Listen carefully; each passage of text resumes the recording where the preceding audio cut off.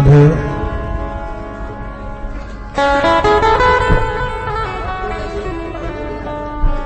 जय श्री कृष्ण।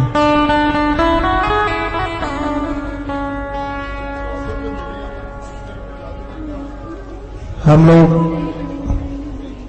बड़े ही सौभाग्यशाली हैं जो इस पावन तीर्थ में बैठ करके श्रीमद् भागवतामृत का पान कर रहे हैं। और सौभाग्य की वृद्धि तो इसलिए और ज्यादा हो जाती है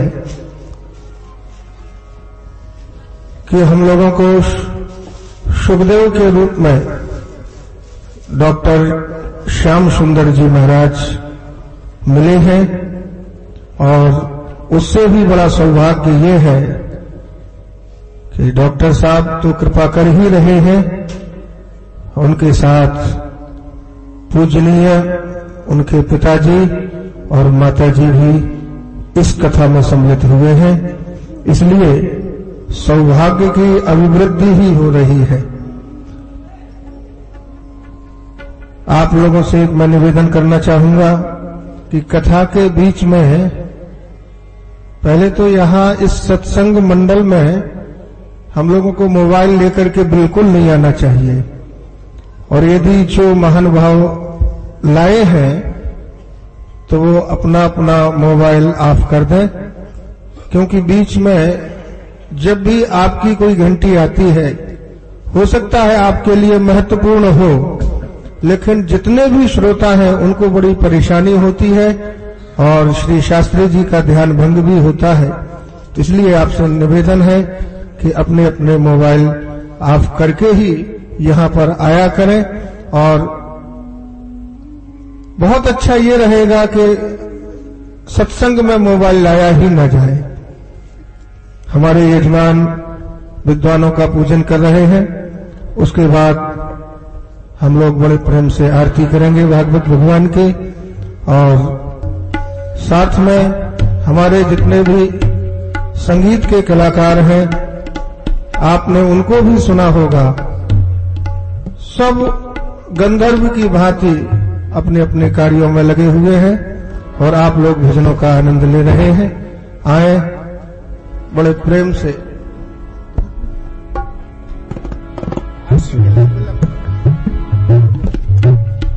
हम लोग बड़े प्रेम से खड़े होकर के भागवत भगवान की आरती करेंगे।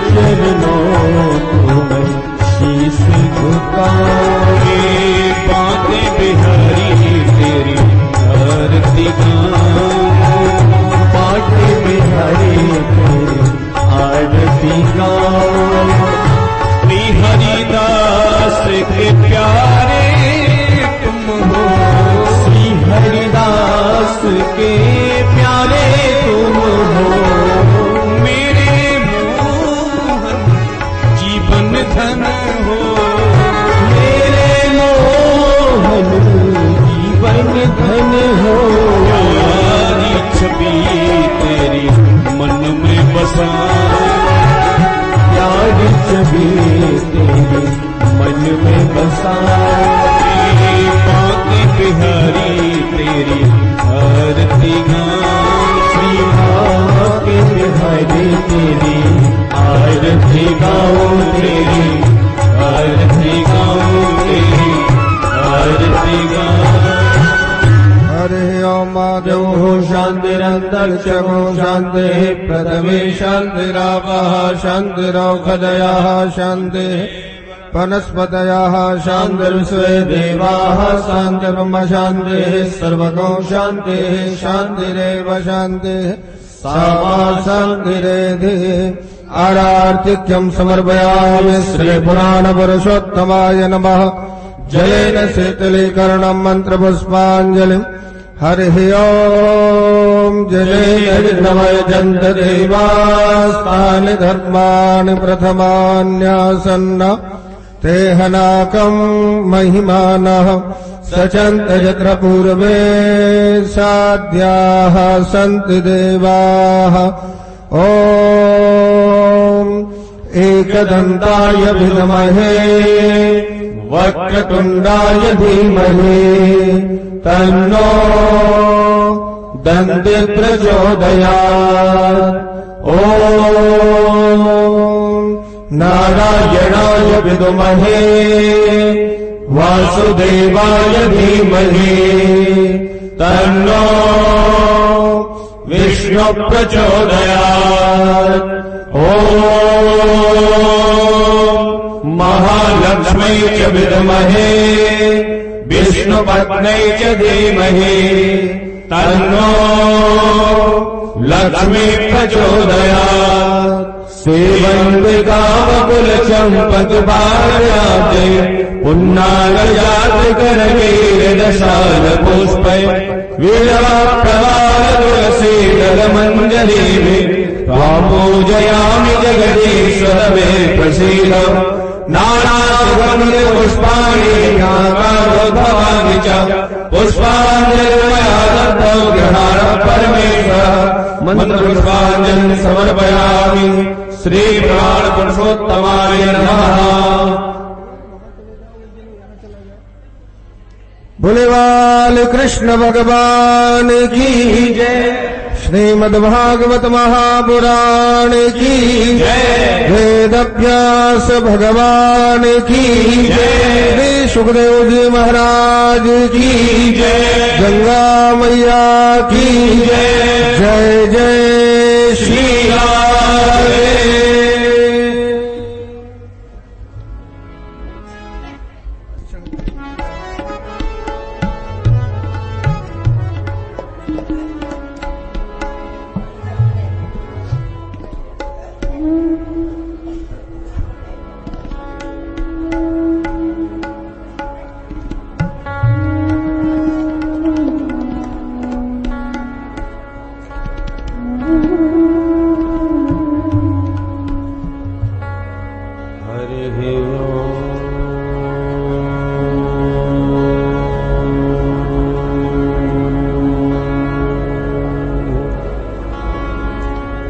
नमः परमहंसा स्वादित चरण कमल मकरंदा, भक्त जनमानस निवास श्री रामचंद्र।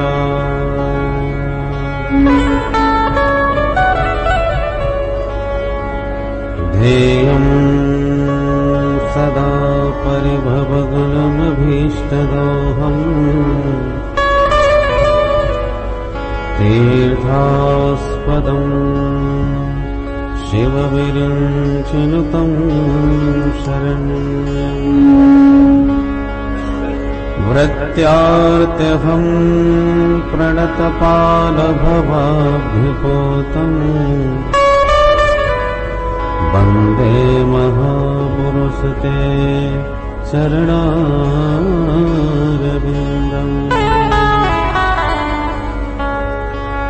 वंशी विभूषितकरान्नवनीरदाभात् पीताम्बरादरुणबिम्बफलाधरोषा पूर्णेन्दुसुन्दरमुखादरविन्दनेत्रा कृष्णात् परं किमपि तत्त्वमहं न जाने।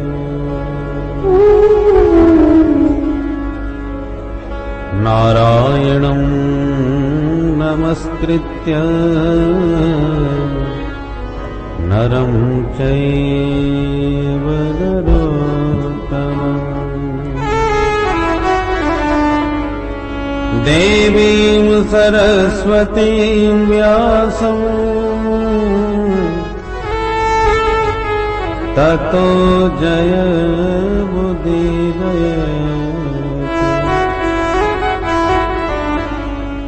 अज्ञानतिमिरान्धस्य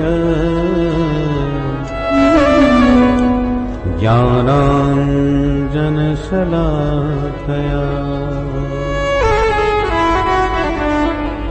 चक्षुरुन्मीलितं येन तस्मै श्रीगुरवे नमः।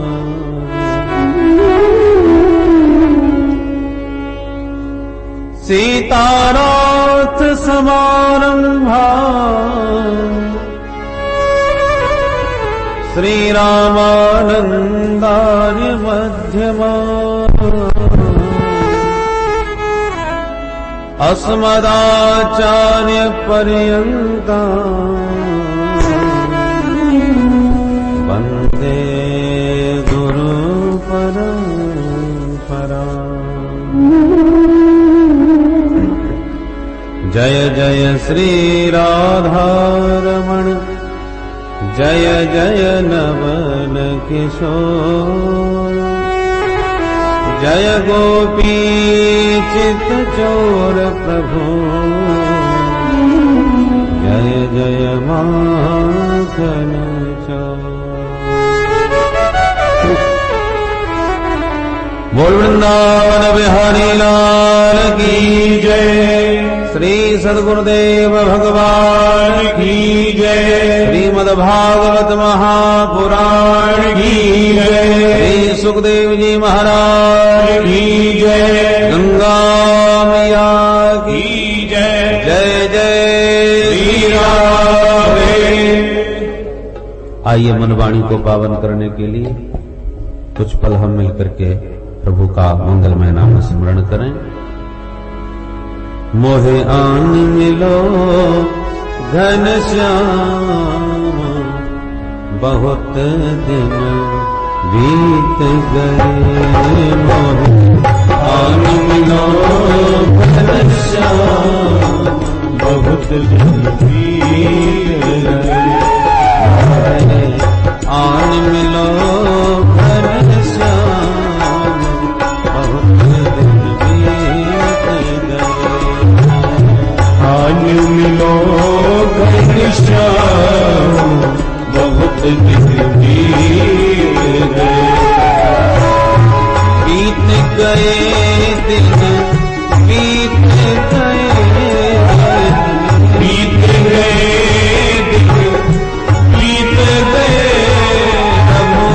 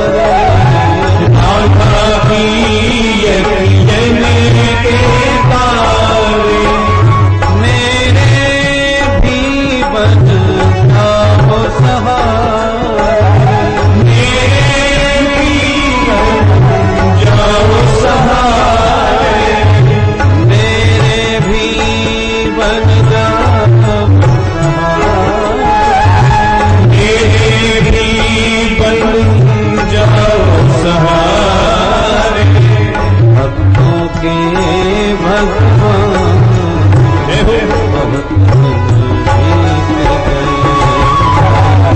भक्तों के भगवान बहुत दिन बीत गए।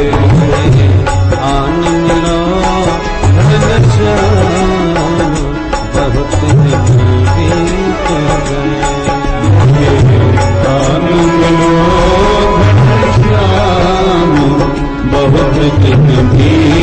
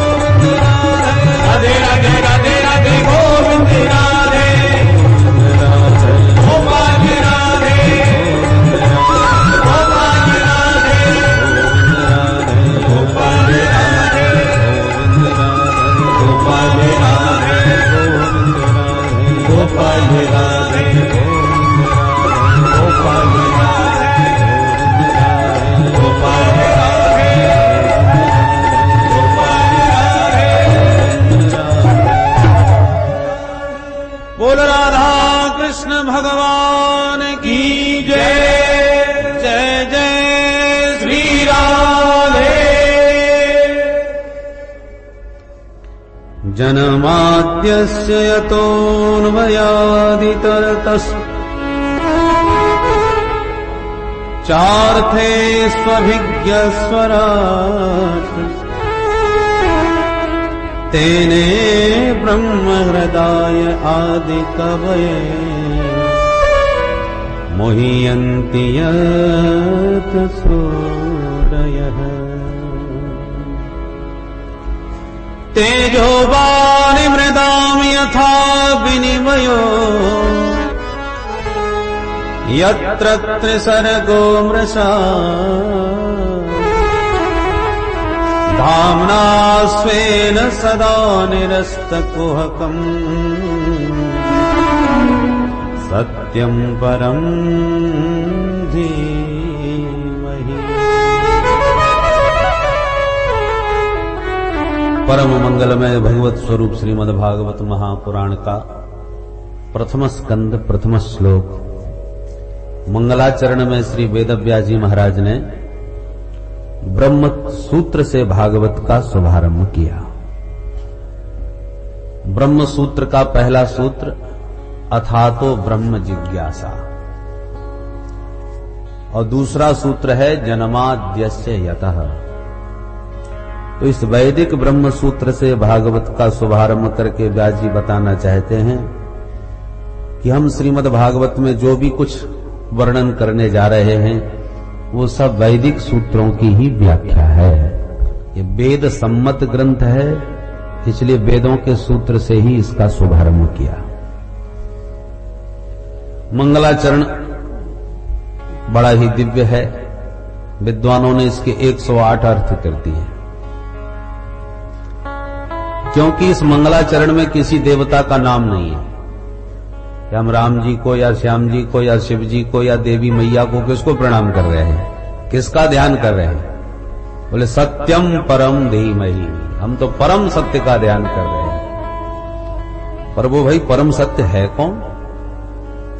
तो अपने अपने आराध्य को, इष्ट देव को परम सत्य मानते हुए रसिकों ने अपने अपने इष्ट का वंदन किया है इस मंगलाचरण में। पर सत्यम नाम से श्रीमद् भागवत के अंतर्गत कृष्ण कन्हैया को ही पुकारा है व्यास जी ने। कन्हैया देवी की मैया के गर्भ में आए तो सारे देवताओं ने सत्य सत्य कह करके ही उनका वंदन किया। सत्यव्रतम सत्य परम त्रिसत्यम सत्यस्य योनि निहितम च सत्ये सत्यस्य सत्यमृत सत्यनेत्रम सत्यात्मकं त्वां शरणं प्रपन्नः। गर्भस्थ गोविंद की देवताओं के द्वारा की हुई स्तुति में सत्य सत्य कह करके ही उनका वंदन किया। इसलिए सत्यम श्री कृष्णम परम परमेश्वरम धीमहि ध्यायेम। हम सच्चिदानंद घन परमेश्वर श्री कृष्ण चंद्र जी का ही ध्यान करते हैं। अब कृष्ण पर के ही पूरे श्लोक का अर्थ श्रवण करें। कृष्ण कन्हैया कैसे हैं?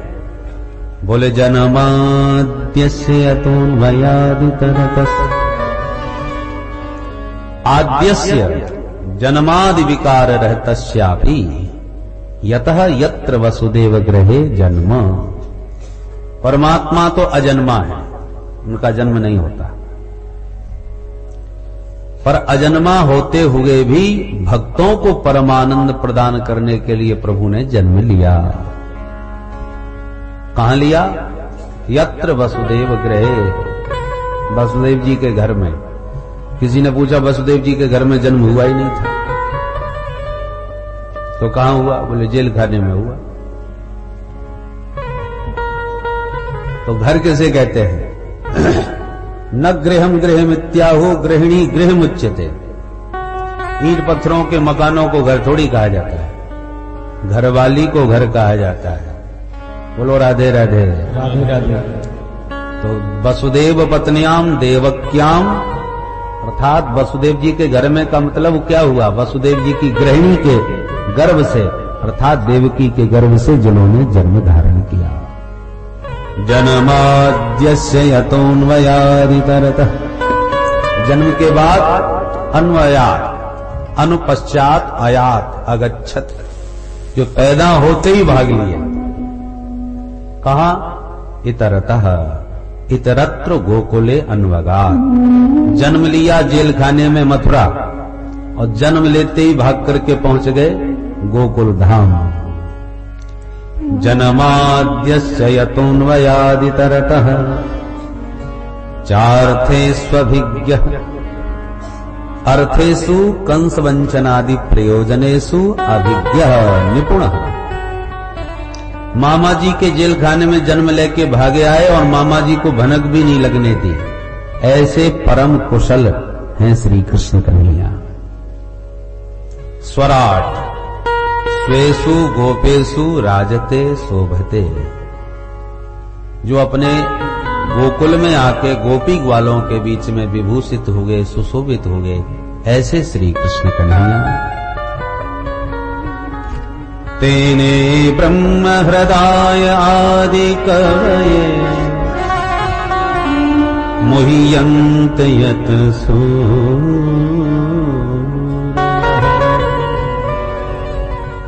आदि कवये ब्रह्मणे ब्रह्मांडम विस्मापयतुम वत्स वत्स पालादि रूपम तेने विस्तारितवान। जिन प्रभु ने अपनी विविध लीलाओं से गोकुल में सभी को मोहित कर दिया। अरे अन्य की बात कौन कहे, ब्रह्मा जी भी व्यामोहित हो गए। ये कैसा भगवान है जो ग्वाल वालों में जूठा मीठा खाता फिरता है। भगवान को तो भोग लगा लगा के बड़े बड़े विद्वान परेशान, फिर तो पाने आते नहीं, और इसको हम भगवान समझ रहे हैं जो ग्वालों से छीन झपट करके जूठा मीठा सब खा जाता है। तो चार सिर वाले ब्रह्मा जी भी चक्कर में पड़ गए कि ये भगवान है कि नहीं। तो उनकी परीक्षा लेने के लिए ब्रह्मा जी ने भगवान के सारे बछड़े और ब्रजवासियों को चुरा लिया। तो ब्रह्मा जी का मोह भंग करने के लिए जिन गोविंद ने स्वयं ही बछड़े और ब्रजवासियों के रूप में अपने अनंत रूपों को प्रकट कर दिया, स्वयं ही ब्रजवासी बछड़े बनके अपना विस्तार कर दिए। तनु विस्तारणे तेने, और ब्रह्मा जी का मोह भंग किया। तब ब्रह्मा जी समझ पाए साक्षात परमात्मा। मुह्यन्ति यत सूरयः, सूरयः बलदेवादयोपि मुह्यन्ति। ब्रह्मा जी की तो चले क्या, भगवान के ही बड़े भाई दाऊ जी भी मोहित हो जाते हैं। गोविंद की लीला उनकी भी समझ में नहीं आती। तेजो वारि मृदां यथा विनिमयो यत्र त्रिसर्गो मृषा।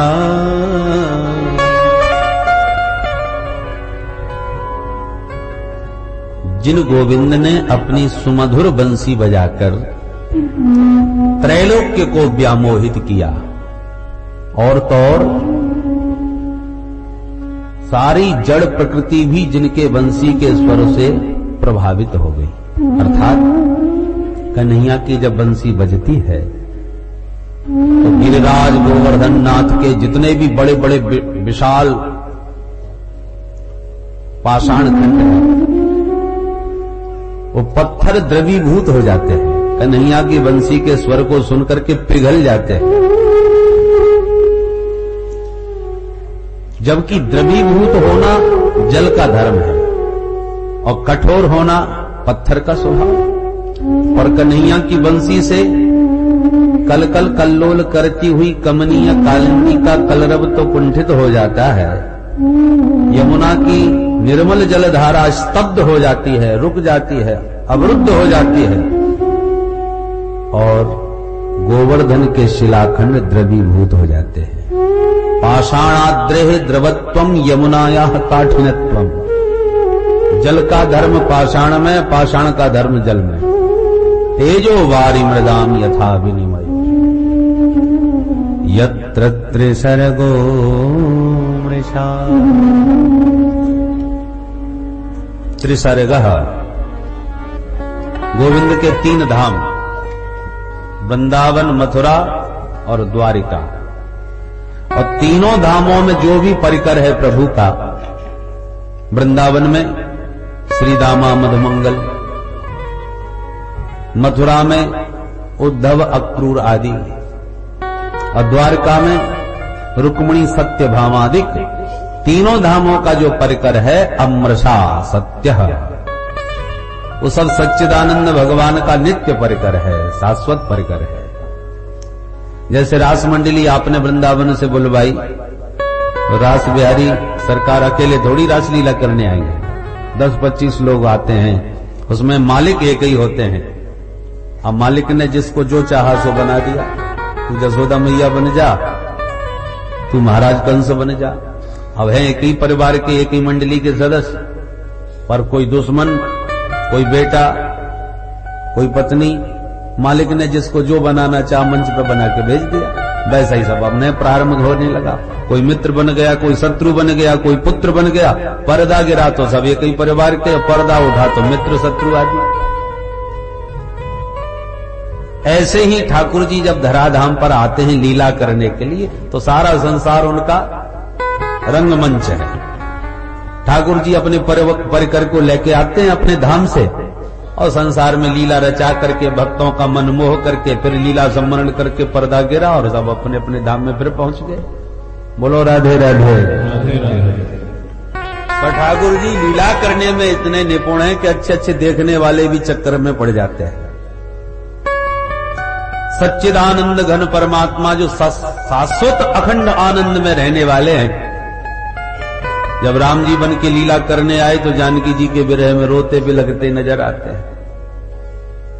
भोले बाबा को तो हंसी आने लगी राम जी का रुदन देखकर। देखो कैसे स्त्रियों की भांत पत्नी के विरह में रो रहे हैं, हे खग मृग हे मधुकर श्रेणी, जानवरों से पता पूछ रहे हैं, इतने उन्मत्त हो गए विरह में। जय हो सच्चिदानंद प्रभु। यों कह करके भोले बाबा ने प्रणाम किया। पास में खड़ी थी सती जी, उनका माथा घूम गया, वो बेचारे रोते फिर रहे हैं, और ये मेरे भोले बाबा उन्हें सच्चिदानंद कह के प्रणाम कर रहे।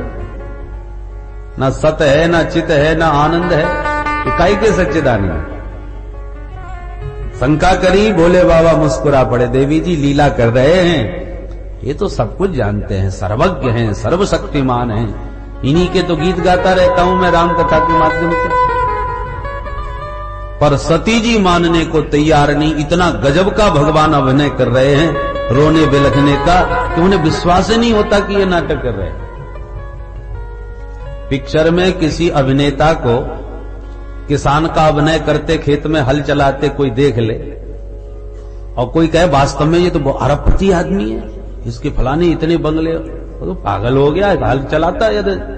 अरे ये तो पिक्चर का खेल है, उसको अभिनय ऐसा मिला है इसलिए कर रहा है, नहीं तो ये तो अरबपति आदमी है। और देखने वाला विश्वास नहीं करेगा, ये हल चलाने वाला अरबपति होगा, मैं तो मान ही नहीं सकता। यही हालत हो गई। राम जी का रुदन सुन करके भोले बाबा तो उनके वास्तविक रूप से परिचित हैं, तो हंस रहे हैं, और सती जी कह रही ये काय के सच्चिदानंद, मैं नहीं मानती। बहुत समझाया भोले बाबा ने, सती जी को विश्वास ही ना हुआ। परमात्मा सर्वज्ञ होते हैं, उन्हें सब कुछ ज्ञान होता है, इन्हें तो यही ज्ञान नहीं है कि हमारी पत्नी कहां है, कौन ले गया, वृक्षों से पता पूछ रहे हैं। परमात्मा सर्वशक्तिमान होते हैं, उनकी शक्ति को कोई हाथ लगा सकता है। ये सर्वशक्तिमान परमात्मा होते तो किसकी हिम्मत थी जो इनकी पत्नी को ले जाता है। भोले बाबा ने कहा, अच्छा जो तुम्हारे मन अस संदेह हो तो के न जाए परीक्षा ले हो। तुम्हें यदि इतना ही अविश्वास हो रहा है तो जाके तुम स्वयं ही परीक्षा ले। हाँ परीक्षा लूंगी तब मानूंगी। सती जी को लगा कि क्या परीक्षा ली जाए, उनको लगा कि ये अपनी पत्नी के लिए रोते फिर रहे हैं, जानकी जी के लिए। सती जी स्वयं ही सीता जी का रूप बना करके रास्ते में खड़ी हो गई, और जो राम जी हे खग मृग कह करके पुकार रहे थे जानकी जी को, सबसे पूछते फिर रहे थे। और जैसे ही सीता जी के वेश में सती जी को प्रभु ने देखा तो रोते रोते 1 मिनट में मुस्कुराने लगे। माता जी प्रणाम, कहो अकेली कैसे घूम रही हो, भोले बाबा को कहां छोड़ आई। अब तो सती जी का बुरा हाल हो गया, हे भगवान ये तो सचमुच सब जानते हैं, मैं तो सचमुच इन्हें मेरे ही समझ गई। अब बेचारी घबराई, दौड़ करके बाबा के पास लौट के आई, प्रणाम किया। भोले बाबा ने कहा हो गई परीक्षा? सती जी ने कहा मैं क्या परीक्षा लेती महाराज, मैं तो आपकी तरह बस प्रणाम करके लौटे आई। भोले बाबा ने कहा जब हम इतना कह रहे थे तब तो प्रणाम किया नहीं, अब इनको क्या हो गया? जो दिव्य दृष्टि से भोले बाबा ने ध्यान लगा के देखा, साफ पता चल गया कि ये सीता जी का वेश बना के गई थी, तो मेरी मां जानकी का स्वरूप धारण किया है, इसलिए अब इस देह से सती से कभी भेंट नहीं होगी। हमेशा के लिए सती जी को त्याग दिया, परिणाम स्वरूप सती जी को शरीर त्याग करके पार्वती रूप में प्रकट होना पड़ा, तब भोले बाबा की भामनी बनी। कहने का तात्पर्य है कि परमात्मा लीला करने के लिए आते हैं धराधाम पर और इतना जीवंत अभिनय करते हैं कि देखने वालों को विश्वास ही नहीं हो सकता कि ये सर्वशक्तिमान परमात्मा है, जिसका नाम सुमिरन करने से संसार के सारे भव बंधन खुल जाते हैं। वह परमात्मा स्वयं ही उखल में बना खड़ा है, रो रहा है मैया मोकू खोल दे, मैया मोकू मुक्त कर दे, और दुनिया को मुक्ति देने वाला स्वयं मुक्ति के लिए मांग रहा है, मैया से प्रार्थना कर रहा है। कौन विश्वास कर लेगा ये वही परमात्मा है? इसलिए बड़े बड़े मुह्यंत यत सूरयः, भगवान की लीला इतनी विचित्र होती है कि बड़े बड़े लोग मोहित हो जाते हैं। बताओ, ब्रह्मा जी के 4 सिर चक्कर में पड़ गए, ये कैसा भगवान? तो 4 खोपड़ी वाले चकरा जाते हैं तो एक खोपड़ी वाले क्या समझ पाएंगे? तो भगवान के इन तीनों धामों में जो भी परिकर है भगवान का, वो नित्य परिकर है जो प्रभु के परम धाम से साथ ही आता है। मनुष्य शत्रुपा ने तपस्या करके प्रभु को पुत्र के रूप में मांगा, चाहो तुम ही समान सुत। जबकि प्रकट भय थे सीताराम जी, युगल रूप में भगवान प्रकट भय, और मनु महाराज केवल भगवान को मांग रहे हैं, चाहो तुम ही समान सुत। तो भगवान ने कहा ये तो हमको ही मांग रहे हैं, शक्ति को, हमारी जानकी को मांगते ही नहीं। तो भगवान ने अपने मुंह से स्वयं ही कह दिया, बोले हम तो तुम्हारे वचनानुसार तुम्हारे पुत्र बनेंगे, क्योंकि अपने जैसा हम कहां ढूंढते बने, आप सरिस कहां खो जाऊं जाएगा, परंतु मैं अकेला नहीं आऊंगा।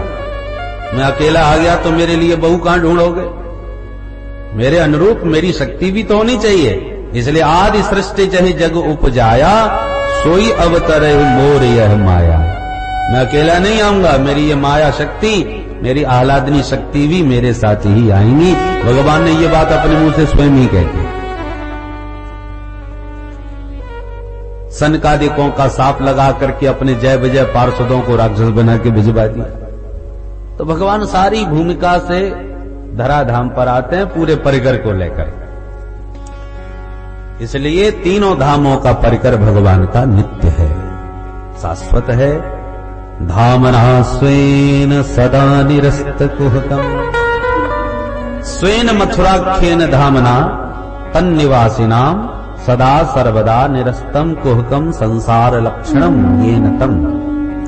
भगवान के जितने धाम हैं उनमें जो भी प्राणी उस धाम का आश्रय लेता है,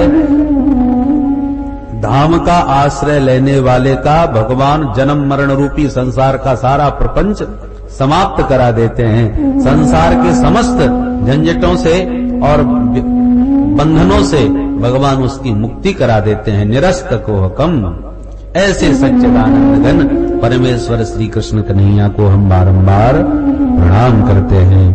बोल सच्चिदानंद भगवान की जय। अब द्वितीय श्लोक में अनुबंध चतुष्ट है। भागवत का विषय क्या है, भागवत सुनने का अधिकारी कौन है, भागवत सुनने से लाभ क्या है, सारी बातें द्वितीय श्लोक में स्पष्ट करते हैं। धर्मः प्रोज्झित कैतवोऽत्र परमो निर्मत्सराणां सताम्। अत्र प्रोज्झित कैतवः परमो धर्मः निरूप्यते। इस श्रीमद् भागवत में निष्कपट परम धर्म का निरूपण किया गया है।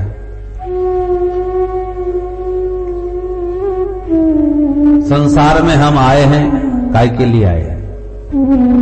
बोले उस परम तत्व को जानने के लिए। तो उस परम तत्व को जानना हमारा परम धर्म है। पर संसार में आते ही तो तत्व ज्ञान के लिए हम लग नहीं जाते। माता पिता ने जन्म लिया, परिवार के बीच में रहे, तो परम तत्व को जानना तो परम लक्ष्य है, और संसार के व्यवहार को निभाना भी तो हमारा धर्म है। भाई गाड़ी में दो बैल होते हैं, दोनों ही बढ़िया हो तो गाड़ी दौड़ेगी, एक कमजोर पड़ गया तो गाड़ी ढीली पड़ जाएगी, समस्या आ जाएगी। बैल क्या है? धर्म का स्वरूप। तो दो प्रकार के धर्म है, एक धर्म, एक परम धर्म।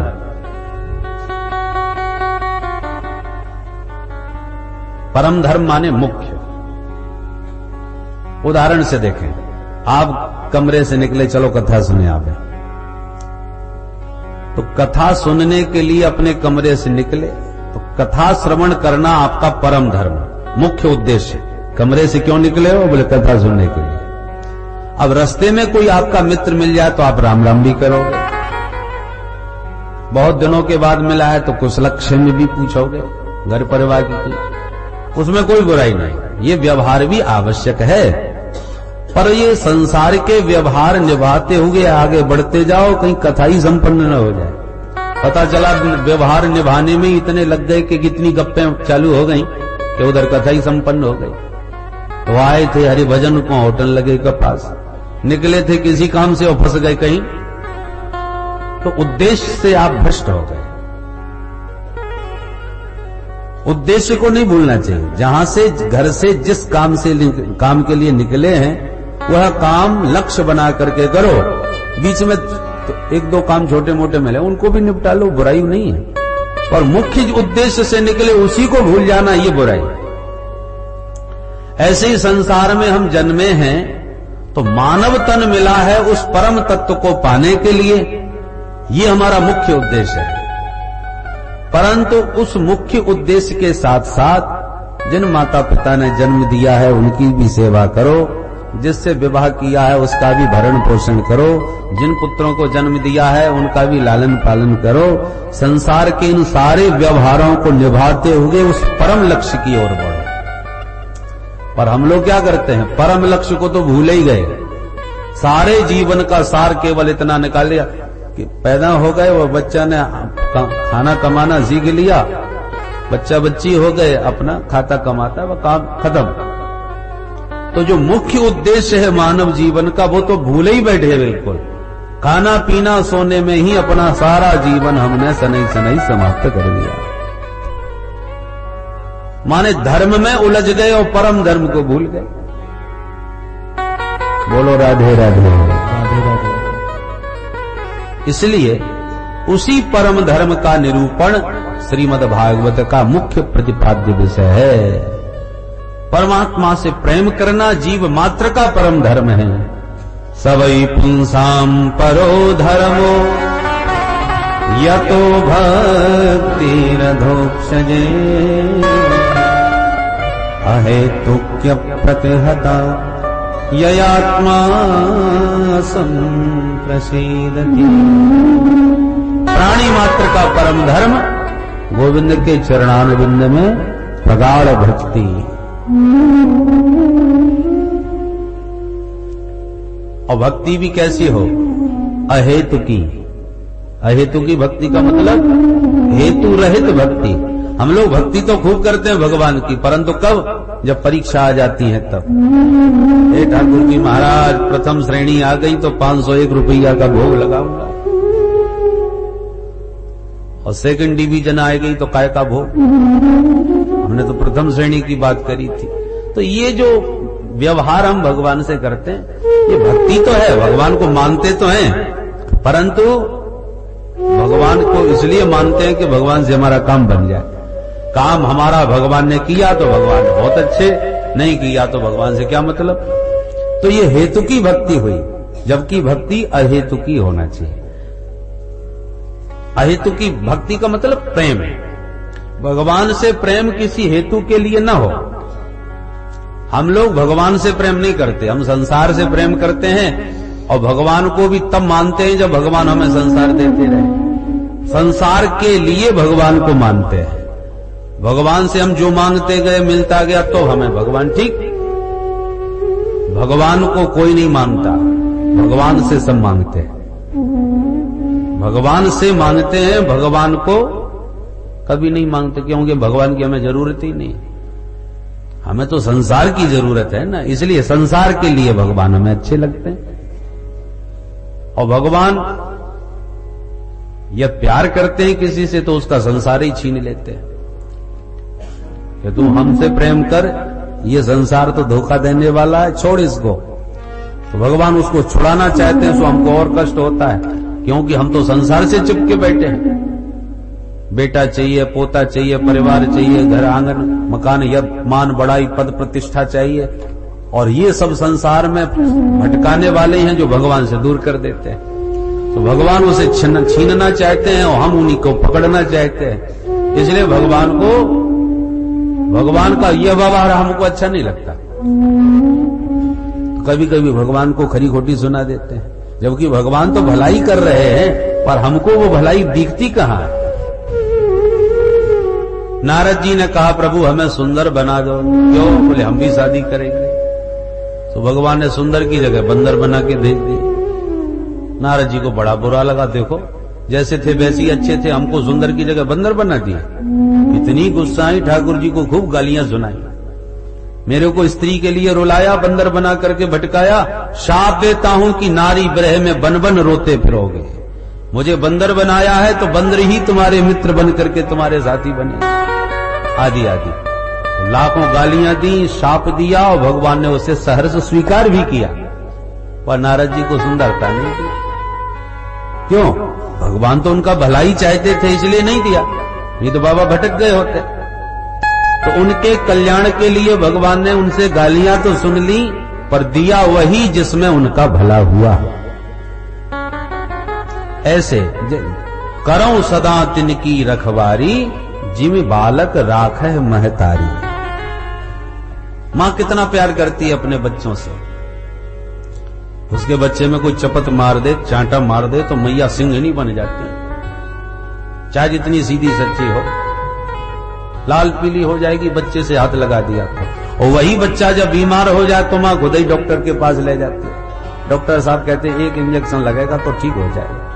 अच्छा तो ठीक है, पकड़ लेते हैं, लगाओ जल्दी से। बच्चा बिलबिला रहा है, चिल्ला रहा है, रो रहा है, भागना है तो छटपटा रहा है, फिर भी मां दबोच के खड़ी है, जल्दी लगाओ। और उस समय मां स्वयं ही इंजेक्शन लगवा रही है। अब बताओ बच्चे को कितना दर्द है, मां भी समझ रही है, पर उस समय उसके दर्द में ही उसका कल्याण है। ये छोटा सा दर्द उसके रोग का निदान है, इसलिए मां न चाहते हुए भी वह पीड़ा उसे देनी पड़ती है। तो बालक को भले ही मां का यह व्यवहार क्रूर लगता है, बुरा लगता है, उल्टा सीधा बोल भी देता है, फिर भी मां उस बच्चे की सब सुनेगी, परंतु इंजेक्शन लगवा के छोड़ेगी। तो जैसे मां का ये व्यवहार बच्चों को अच्छा नहीं लगता, ऐसी भक्तों को भगवान का कभी कभी कोई व्यवहार अच्छा नहीं लगता, और भगवान वही करते हैं जिसमें भक्तों का हित निहित होता है। जय विद होए नाथ हित मोरा, करऊ सुवेग दास में तोरा। नारद जी ने यही बात कही थी भगवान से, जिसमें मेरा हित हो वही करना प्रभु। भगवान हंस के बोले, जय विद होए परम हित नारद सुनहु तुम्हार। अरे तुम हित की बात कर रहे हो, हम तो तुम्हारा परम हित करने की भूमिका बना रहे। और वही परम हित भगवान ने नारद जी का किया। कहने का तात्पर्य है कि आपकी समझ में न आवे तो भी भगवान की कृपा का भरोसा करना चाहिए। जैसे बालक की समझ में नहीं आता, फिर भी मां तो हित ही करती है। बच्चा ब्लेड मांग रहा है और मां मना नहीं दे रही। बच्चा बीमार है तो उल्टा सीधा खाने को मांग रहा है, मैया नहीं दे रही, तो बच्चे को तो बुरा लगेगा।